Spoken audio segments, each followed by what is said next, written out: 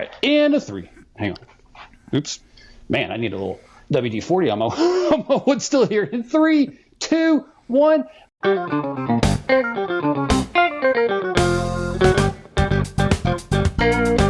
Matt, let me ask you a question. What?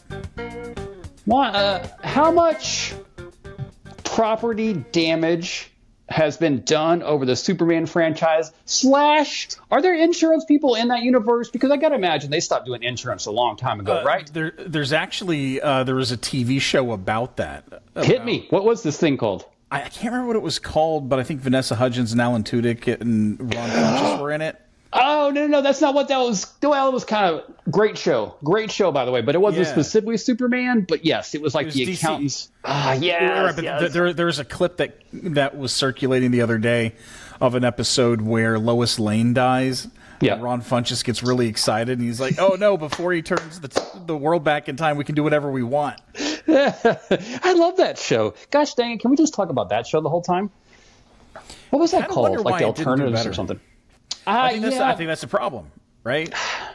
But it was great. It was so good. I had so much fun. But of course, I'm not their target audience, as we very well know. I really was going to start and say something terrible to you today, just to kind of set you off course since we're doing this in the evening time. But you know what? I'm feeling nice today. I'm feeling sweet. I'm feeling lovely. So do you want to just sing the Eddie and the Cruiser song together, or should we just do 30 minutes of that? No. Okay. People, I've discovered Eddie, the wonderful discovery this week. Never seen it before. How come that was never on TV? A. B. How come the Eddie guy was not Tom Cruise? Answer either one of those, because I have an answer for one or two of those. I don't know. No? Okay. Answer to the first question is, because on HBO, I guess they went with HBO instead of our Channel 21. And that's why I never saw it, because I was poor and didn't have HBO when I was a kid. Neither did I. And, I did some research on his IMDb. He did some stuff, but, just never made it. But he doesn't have a terrible story. It's not like drugs, like Treat Williams, so that's cool. Just didn't make it. I didn't know that about Treat Williams. That's unfortunate. Yeah, drugs, man. What are you going to do? I would have done them, too. I completely understand.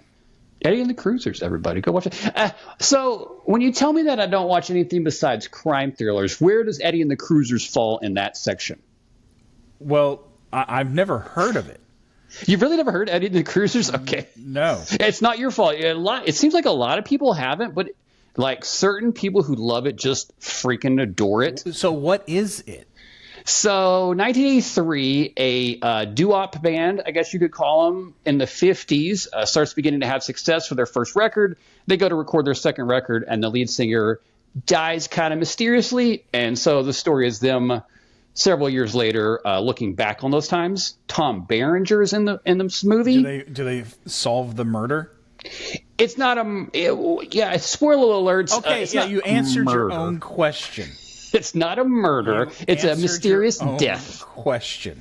Again, it's the idea, a little bit like some of the 50s guys that just died too early.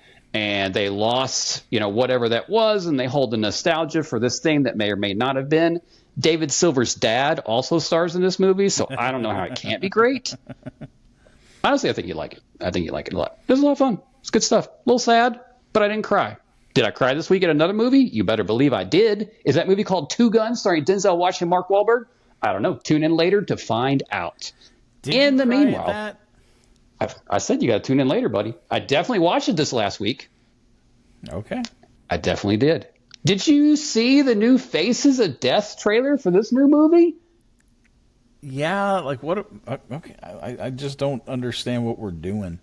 It's kind of strange, but your boy is very excited because I've got a collection of Faces of Death DVDs in the closet. I got to get rid of. But the original Faces of Death was all fake. Are these real or not? But the whole thing was you didn't know, and this is kind of Blair Witch 2.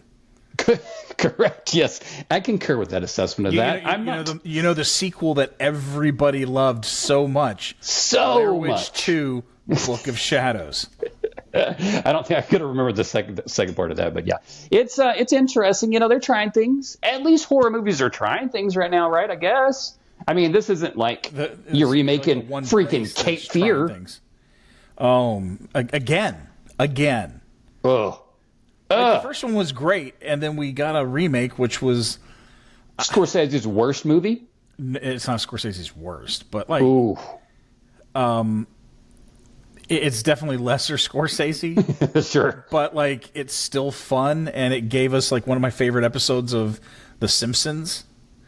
So like, it's worth it for that. But like, Javier Bardem as the bad guy, feel like every time I see him play a bad guy after No Country for Old Men, it feels kind of dirty and like cheat code.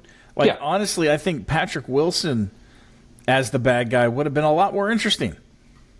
Oh, I got some feelings about that dude this week because he is going to. I just don't. Okay, I'm going to start with Javier. See, I complain about these movies if nothing else because that means that Javier is off doing this movie and not a good movie, and that bothers me. But whatever's whatever. But he can afford to do the good movies now that he's done this.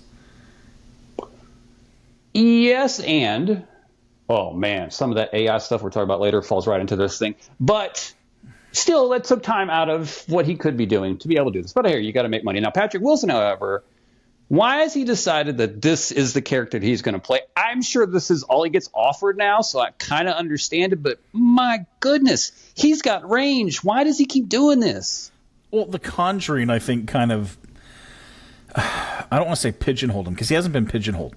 But I think if you need, a strong, caring white guy who seems like he's a good who can be cucked, then that's who you go with, right? Yeah.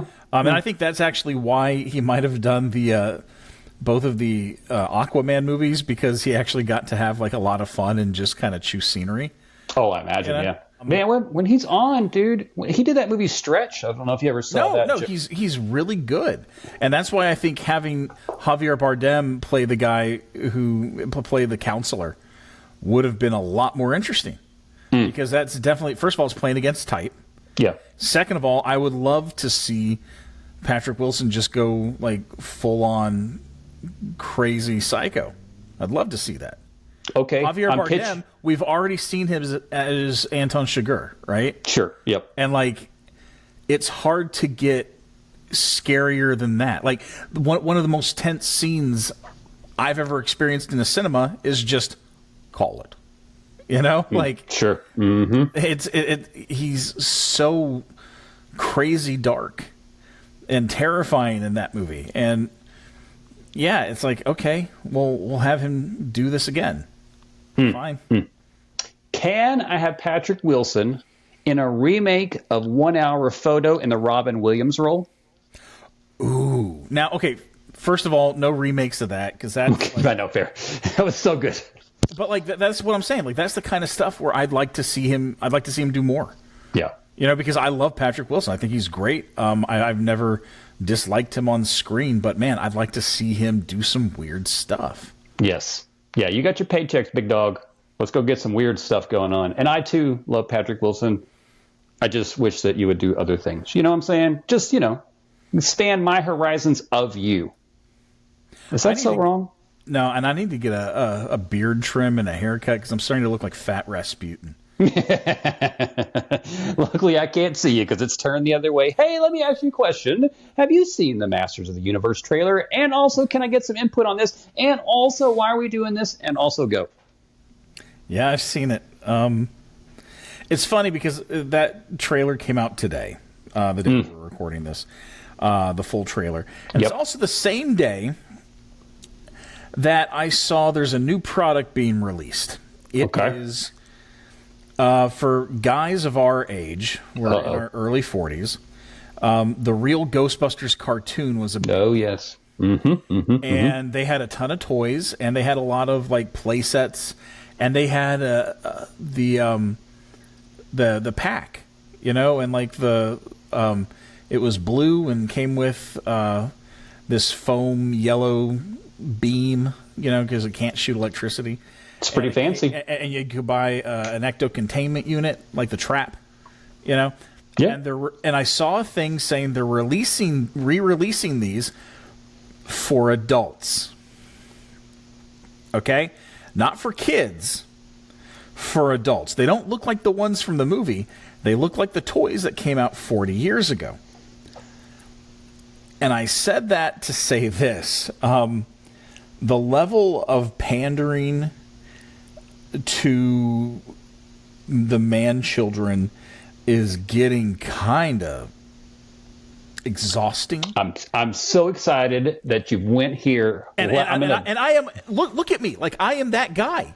And even I'm like, man, it's a little far, and it feels like now they're just blatantly making fun of us. So today, March 31st, I believe it was today or yesterday, I never know days, there was a picture of Lindsey Graham that was released on the internet spending time at Walt Disney World, or the other one, I don't remember, with a child's wand in his hand, with nobody else with him and stuff. And I'm not saying anything other than talking about our subject of man-children. Like, if one of the most important politicians going right now is going to do that, like, how does that reflect on everybody else? How have we gotten here? Do we have to talk about the adults that go to Disney World? Love you, Tony and Caitlin. So for Lindsey Graham, that's also a little weird because he was spotted having lunch with a woman and her young kid, who I'm guessing that toy was for, because it was a young girl's toy. Mm-hmm. So I don't know if it was like a cousin or something, probably not a girlfriend since it's Lindsey Graham. Watch it. Allegedly. But the ecto containment stuff for kids that's now being released for adults, and a Masters of the Universe movie that looks like all the characters just look like the action figures, right? And yes. here's my thing. Okay, for a long time, people made fun of the first Masters of the Universe because it was cheap, and it's like, this doesn't look like the cartoon. It's like, well, that might be a good thing. And yes, then the first X-Men movie, they didn't do the yellow spandex. They went with something a little more practical, right? And it used to be you would try to find a way to make the crazy stuff exist in the real world, right? Because at first you couldn't just do a one-for-one recreation, but now we can. And I'm starting to think that might not be the best thing to do all the time because it looks kind of silly. I kind of like it when you see a new design where it's like you can see like the cartoon character, the comic book character there, but like, okay, let's do and I'm not saying take all the fantasy out of it, but there's a really fine line you have to walk. I think the first two X-Men movies walked it perfectly. I think the first two Superman movies walked it perfectly because the only thing kind of crazy in that was his suit. Everything else felt very grounded, even the sci-fi stuff. How did Fantastic Four walk that line? Which one? Yeah, we're going back to the original. Not the commish one, the chickless one. Oh, the chickless one? Yeah. The chickless one, I actually think those two movies are really close to the tone of the original comics. The original comics are super goofy. Yeah. And I think that they captured that tone well. Like, everyone makes fun of the scene in the second one at the bachelor party where Reed is dancing, and it's like, you can't look me in the eye and say that Stan Lee wouldn't have written a scene like that, because I'm pretty sure he has. Sure. Like, his stuff was kind of cornball, and that's what's endearing about it. But the Masters of the Universe trailer, first of all, this isn't a knock on anyone's work, because for what it is, it's knocking it out of the park. But there's something that feels kind of cheap about it. And I don't know if it's Idris Elba in like bright yellow and green, I don't know. That is a choice, yeah. What it is, but something about it feels somehow sillier than the canon film from '87. It is strange that way. Yeah, I get that. I understand trying to update it for the now, but also I'm not sure that was the best route. Well, the idea that he's sitting in the office and that kind of stuff. That's all I'm talking about. Well, they did the on Earth stuff in the original movie. Right. This actually feels more like a cartoon than the one from the '80s. Yeah. Yeah. And I'm sorry, I don't know. Like, Tubi has put on a whole bunch of cartoons from the 80s. Like a mountain of them. So like you can go watch all of Centurions. You can watch GoBots, you know? And I if you're of kind of around our age, maybe a little older, maybe a little younger, I'm going to say this. Don't go rewatch those movies from the 80s. Or those cartoons from the 80s. Don't do it. Because they're kind of bad. They're kind of really bad. I remember when I first got married, the Voltron DVDs had just come out. And my wife got them for me. I couldn't wait to watch them. She had never seen it. So I sat down, put on the first episode. I'm like, yeah, this is Voltron. Second episode, I'm like, okay. All right. And by the third one, I'm like, oh, I wish we hadn't spent our money on this. Would it surprise you to know that instead of cartoons, I was watching things like Hogan's Heroes and Get Smart when I was a child? Oh, I was watching that stuff too. You know? No, I hear you, and I agree. I know you certainly were, but I never got the cartoons unless it was G.I. Joe's. I was just out there with Hogan and Colonel Klink. Yeah, I mean, that does explain a lot about you. But thank you very much. But the idea that they're like kids now don't really know He-Man at all. Sure. Agreed. So this is a cartoon movie, like it's a live action cartoon basically. And it's made for people in their 40s. And that coming out today, along with that toy from Ghostbusters, just kind of like, okay, they're being like cruel at this point with how much they're making fun of people like us. And again, I'm not saying I'm not a man-child. I've got a bunch of T-Rexes and Superman behind me. I'm a man-child. But, you know. Which do you think is going to be better, this, Mortal Kombat, or that other one that I can't think of right now? Street Fighter? There you go. Man, so they all kind of, I think, have the same issue, where they're doing such a one-to-one recreation that they they feel weightless. They feel like a cartoon. And I'm sorry, like, part of it's also, like, I didn't care for the last Mortal Kombat movie, just because I remember being, like a 10 or 11?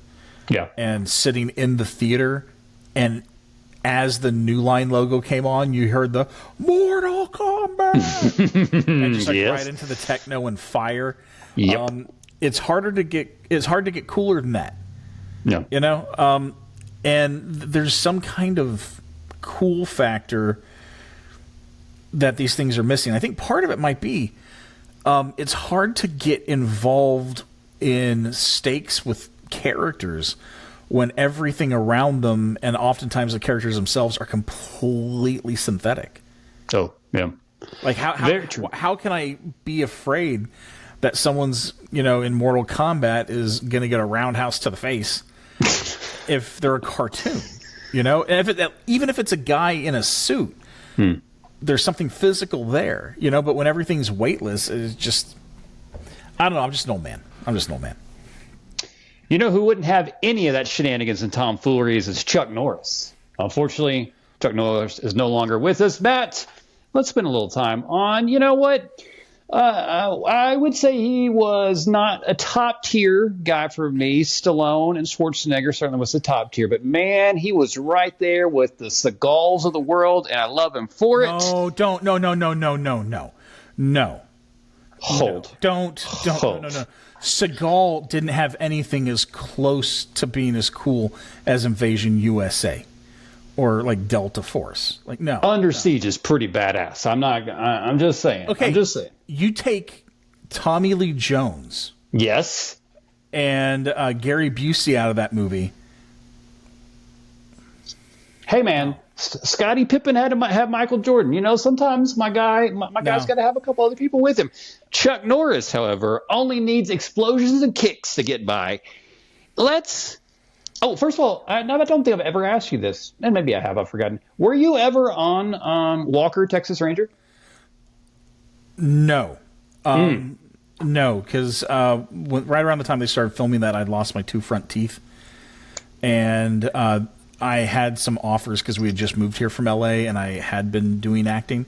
Yeah. And they were looking for experienced actors, and they're like, well, you have to wear false teeth. And I just said, no, not doing that.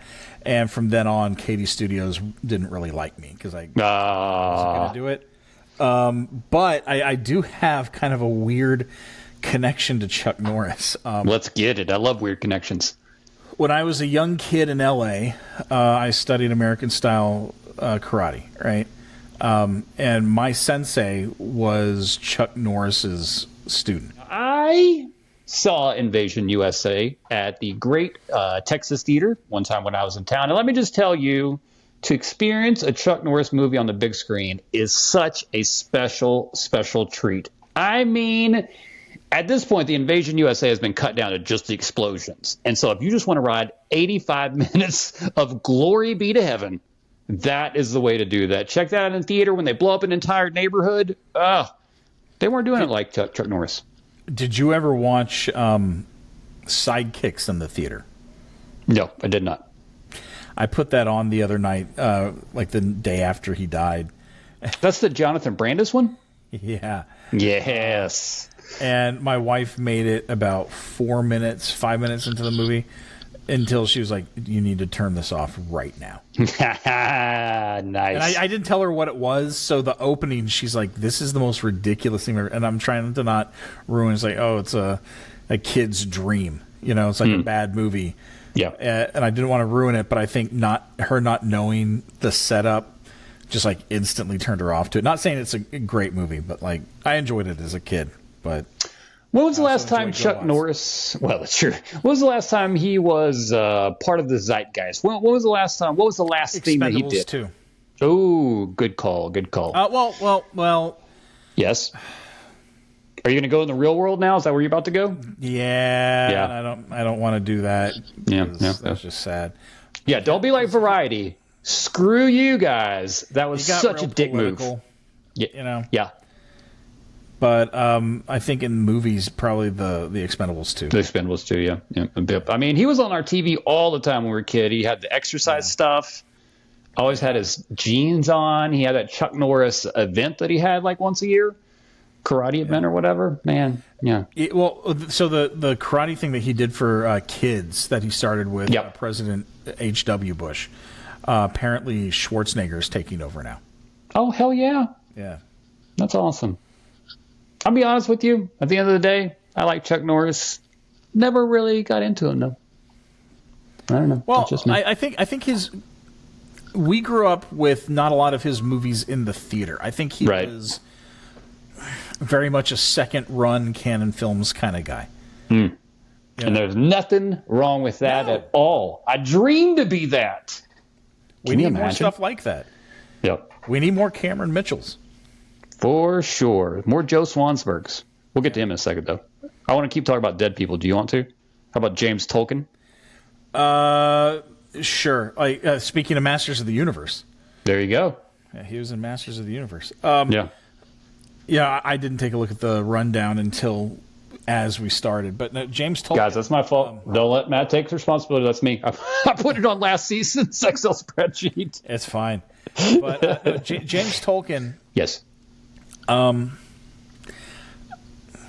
guess once you've done Back to the Future, that's all you're going to be known for.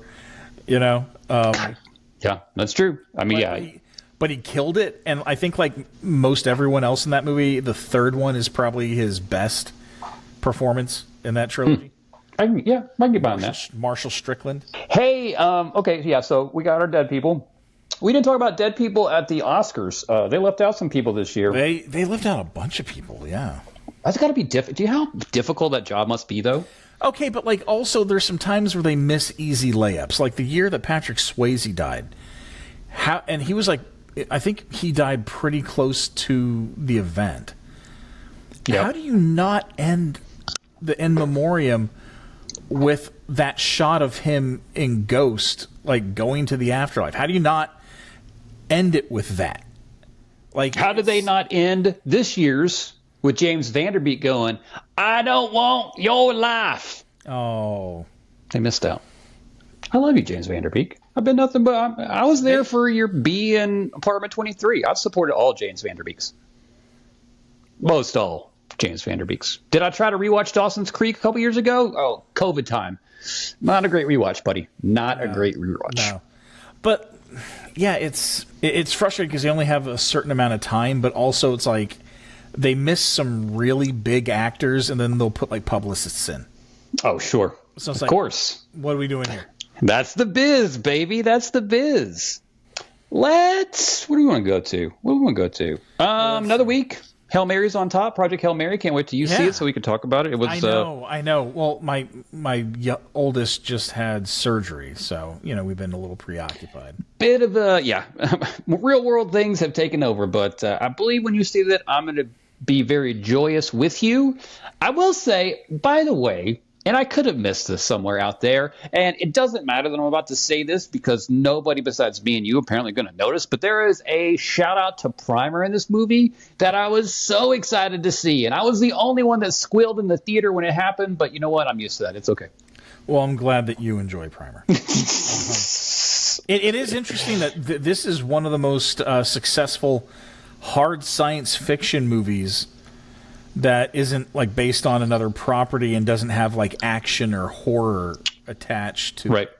Yeah. Because hard sci-fi usually doesn't do well. Like, it usually doesn't do well, but there's something like there are aliens in the zeitgeist right now. We always talk about, do actors carry movies now? Is this a Gosling carry, or did it happen in another way? I think, first of all, I think that first trailer, I think the movie's sold on Rocky, which is why they don't hide him in this, like in the trailers and everything. Like, Rocky is so cute, even in the teaser. When we watched it, my wife was like, oh my God, we got to go see that. Yeah. And we do. So I think that's part of it. One, that's part of it. One. Two, I think Gosling, he might be someone like one of our last ones who carries a movie, like him and Tom Cruise, and I think that's it. That's crazy that we've come down to that, And three, yes, and we'll be able to tell if if Disclosure Day does well this summer. But there are aliens in the zeitgeist. They are all over the news. They're all over, Twitter and Reddit. There have been all sorts of weird things that people have been seeing in the skies just this last week. I think it's Finland. Boy, one of their news stations showed like a trail of UFOs on the news, talking about it. So like there's stuff going on. Plus you have all of these representatives from our own government saying, hey, they're real, they're interdimensional, and they've been here for a while. And everyone's just kind of like, huh? What? But it's out there. It's out there. I feel like some people, there is a utilization of extraordinary events to be able to hide other things that sometimes makes me nervous, and they have utilized the alien card in that way before, they being only in the sense of people who manipulate such information for their own benefit. And so that's what makes me a little apprehensive. I just, except, have you heard about the 6 scientists who have either gone missing or been killed in the last couple of months? 100%. That is a freaking terrifying. And there was a guy who lived in the middle of nowhere, shot to death on his porch. Yeah. Then another, a scientist for exotic minerals for space travel, just went missing or whatever. Yeah. And then that former, what was he, a major? I believe you're correct. Or a general. Yeah. Who's been missing for 2 months now. Yep. Just missing. And he's been tied to those alien projects for years. And just gone. So this stuff's out there, and that there's one really interesting thing I haven't seen anyone talk about in the Disclosure Day trailer. Yes. There's a chase scene that's shown, and in 2 shots, there's something that's kicking up water that you can't see. Okay. Yeah, so I don't know if that's something that they decided to release a shot that doesn't have it rendered out to save the kind of like how they didn't show all this different Spider-Men, right? Or if it's like, is it an invisible car? I don't know. But this latest trailer especially has me really hyped, and also that poster, that is 90s god tier poster where it's like, oh, that's oh my god, the eye's an alien. Love it. Yep. It's nice when you put a little extra effort into your graphic designs. That is for sure. Right. I'm still sad that my guy Josh O'Connor did not get nominated for Best Actor this last year, even though he should have. For The Mastermind. I thought he was fantastic in that. I thought that movie was the best movie of last year, but whatever. Nobody asked me questions. Did you like him in Wake Up Dead Man? Yeah, I thought he was really good. Yeah. He's in my favorite shot from all last year. Okay, hit me. Wake Up Dead Man.